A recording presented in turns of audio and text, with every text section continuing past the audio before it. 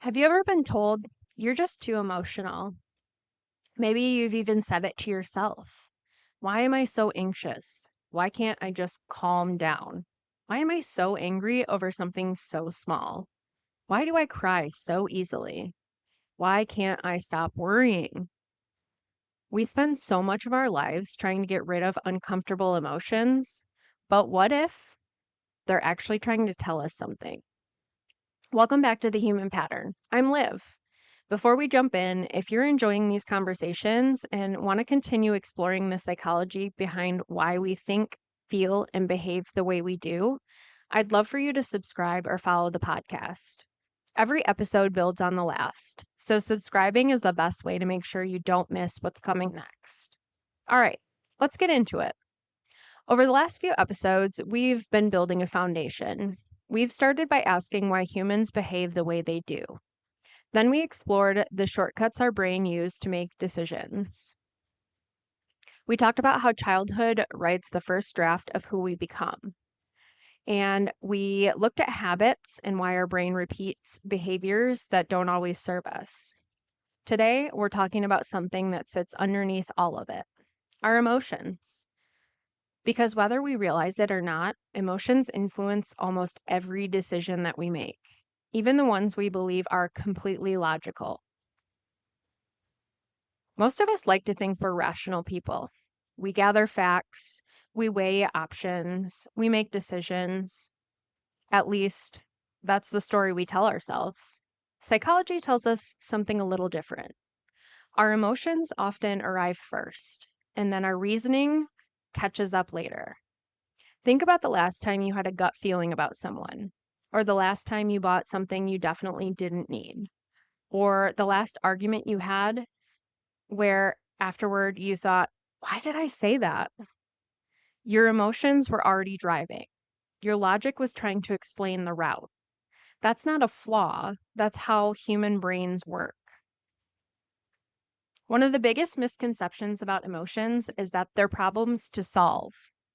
But emotions aren't problems, they're just information. Think of a warning light on your dashboard.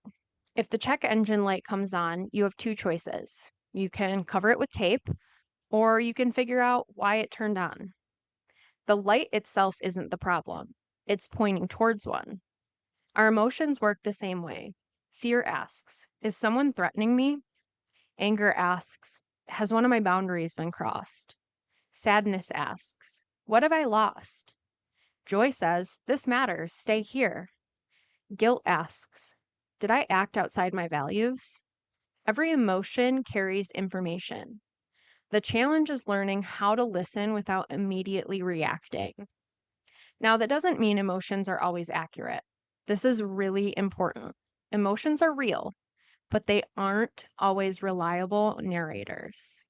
Imagine walking through the woods and seeing something long and dark on the ground. Your heart races. You jump back and you think it's a snake, but then you realize it's a stick.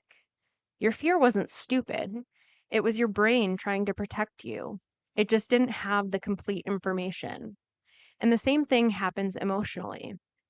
Someone doesn't text you back, so your brain says, they're upset with me.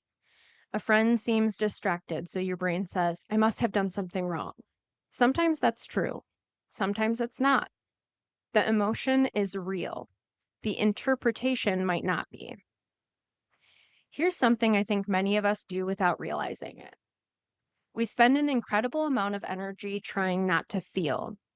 We distract ourselves. We stay busy. We scroll. We overwork. We overeat. We drink. We shop. We numb. Not because we're weak, but because uncomfortable emotions are, well, uncomfortable. Our brains naturally move away from pain. But here's the interesting part. Avoiding emotions often makes them louder. It's like trying to hold a beach ball underwater. The harder you push it down, the more forcefully it comes back up. Psychologists have studied this for decades. The things that we resist often become stronger, not because the emotion is trying to punish us, but because it hasn't finished delivering its message. This might be one of the most important things I've ever learned. An emotion is not a command. Feeling anxious doesn't mean you're in danger. Feeling angry doesn't mean you should yell. Feeling afraid doesn't mean you should avoid. Feeling guilty doesn't automatically mean you've done something wrong. An emotion is an invitation to become curious, not an order that you have to obey. That tiny shift changes everything. Instead of asking, how do I stop feeling this? We can ask, what is this emotion trying to tell me? And just as importantly, is it telling me the whole story? One phrase you'll hear a lot in psychology is emotional regulation. People often think that means staying calm all the time. It doesn't. Emotional regulation isn't about never feeling. It's about being able to feel without being completely consumed. Think of emotions like waves. You cannot stop them from coming, but you can learn how to ride them instead of letting them pull you under. Sometimes that means taking a walk. Sometimes it's talking to someone that you trust. Sometimes it's journaling. Sometimes it's simply naming the emotion. Research actually shows us that putting feelings into words can reduce the intensity of the emotional reactions.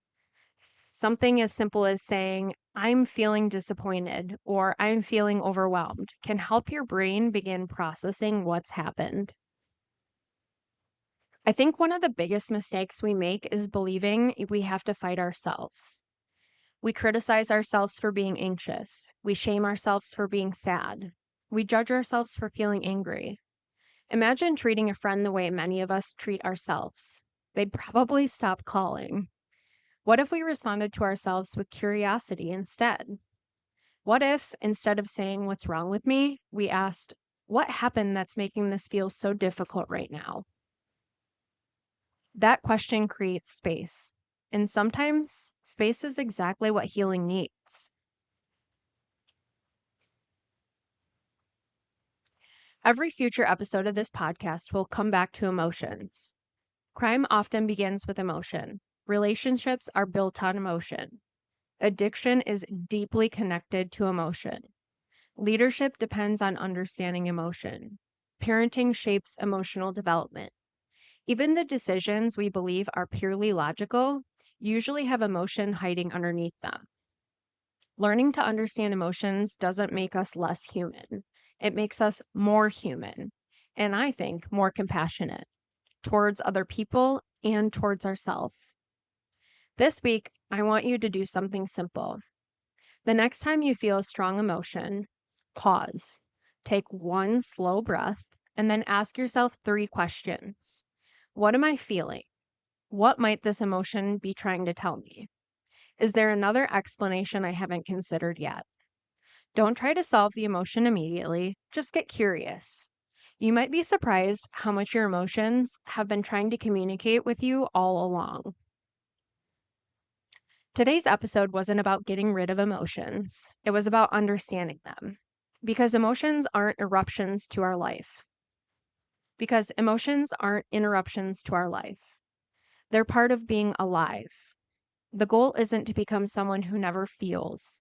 The goal is to become someone who understands what they're feeling and responds intentionally instead of automatically.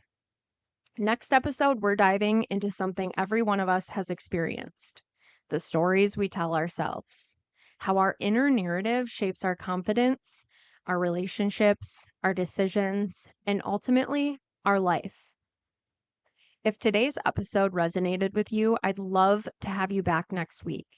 Be sure to subscribe and follow wherever you're listening so you don't miss future episodes. And if you're enjoying The Human Pattern, leaving a rating or a review is one of the best ways to help more curious minds discover the show. Until next time, stay curious, question the pattern, and I'll see you in the next episode.